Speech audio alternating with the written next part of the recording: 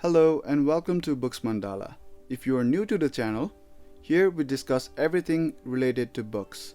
So, without any further ado, let's dive into today's topic. Today we're going to be discussing 6 takeaways from Rich Dad Poor Dad by Robert Kiyosaki. Rich Dad Poor Dad is considered by many as the #1 personal finance book of all time. It advocates the importance of financial education, financial intelligence, and building wealth. In his book, the author illustrates the mindsets and beliefs that make the rich rich and the poor poor by contrasting the advice of his real dad with that of his financial mentor, who was the father of the author's best friend. Throughout the book, the author compares both fathers, their principles, ideas, financial practices, and degree of dynamism, and how his real father, the poor and struggling but highly educated man, paled against his rich dad, who was a high school dropout, in terms of asset building and business. The book also focuses on fundamental concepts like positive attitude and fearless entrepreneurship. Here are 6 key takeaways from this book. Number 1. Use your money to acquire assets instead of liabilities. Rich people buy assets, whereas poor people buy liabilities that they think are assets. The biggest challenge poor people have is in knowing the difference between an asset and a liability. Knowing the difference between the two can help you become rich. So, what is asset and liability? Basically, asset is something that puts money in your pocket. It generates money and increases in value over time. For example, stocks, bonds, real estate. A liability, however, is something that takes money out of your pocket. It can be cars, electronics with monthly payments, a house with mortgage. Now, when a person gets money, he invests in assets that in the long run provide him with income, in return making him rich. Whereas another person buys a house or a car, that just increases in expense, leading to a point where his income equals to expense with no savings, in turn making him poor. Number 2. Learn to manage risks instead of avoiding them. The key to intelligent risk is in developing financial intelligence. The author recommends reading up on accounting, investing, and the markets to start become more financially intelligent.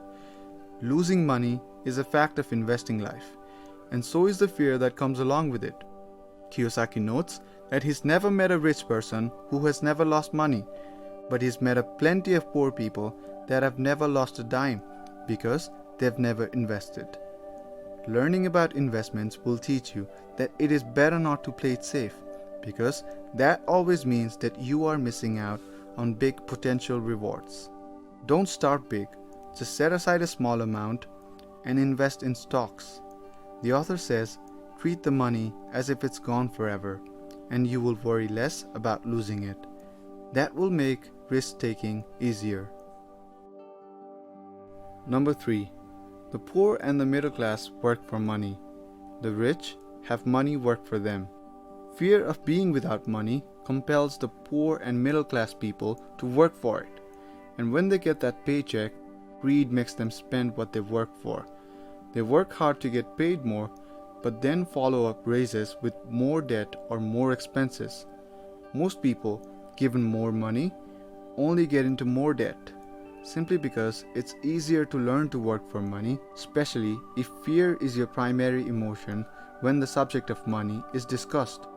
The fear of being without money motivates us to work hard, and then once we get that paycheck, greed or desire starts us thinking about all the wonderful things money can buy. The pattern is then set. That is the rat race. The sooner you forget about needing a paycheck, the easier your adult life will be. Keep using your brain, work for free, and soon your mind will show you ways of making money far beyond what you could ever get paid. You will see things that other people never see. Number 4. Mind your own business.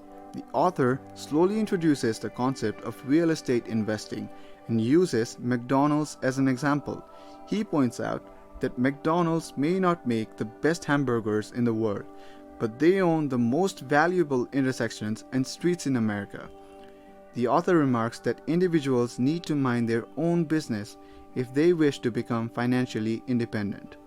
They shouldn't mind their employer's business. They should strive for ways to become their own boss and nurture their own businesses. When someone asks the average person what their business is, they typically respond with their profession. However, they are not the owners of the company that they work for. They still need their own business, otherwise, they'll spend the rest of their life working for everyone but themselves. That's the importance of minding your own business. Financial hardship comes from spending your life putting money into someone else's pocket instead of your own. By working for others, you'll be dependent on pay rises, getting second jobs, or working overtime. Without a financial foundation, you'll be stuck to your job and its security for the rest of your life. Number 5. The power of corporations. The poor often say that the rich should pay more in taxes and give it to the poor. However, the real rich never pay taxes. The people who pay taxes are the educated middle class. This lesson has to do with the rich person's knowledge of setting up corporations to lower their overall tax rate versus the individual that works for a corporation. The author states that the poor let the big machinery, that is corporations, manipulate them, whereas the rich know how to use big machinery. This means that the rich possess knowledge and use the power of corporation to protect and enhance their assets. The advantage of a corporation versus that of the individual lies in how corporation pays taxes. The author makes this point clearly. Individuals earn money, pay taxes on that money, and spend that money. The corporation, on the other hand, earns money, spends everything it can, and is taxed on anything that's left. The author adds that individuals may not be aware of how much they're being manipulated. In the meantime, the rich are hardly taxed. The author recommends people to continue to boost their financial IQ. This is accomplished by gaining knowledge of accounting, investing, understanding the markets, and the law. Number 6.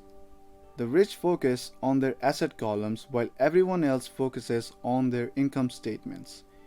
Instead of studying hard to work for a good company, the author recommends that one should study hard to buy a good company. Keep your expenses low, reduce liabilities, and diligently build a base of solid assets. The long-term rich build their asset columns first, then the income generated from the asset columns buy their luxuries, whereas the poor and middle class buy their luxuries with their own sweat and blood before investing the money. This book inspires you to take the next step to financial freedom. If you liked this video, please consider subscribing to our channel for more of such content in the future. Thank you for watching and have a great day.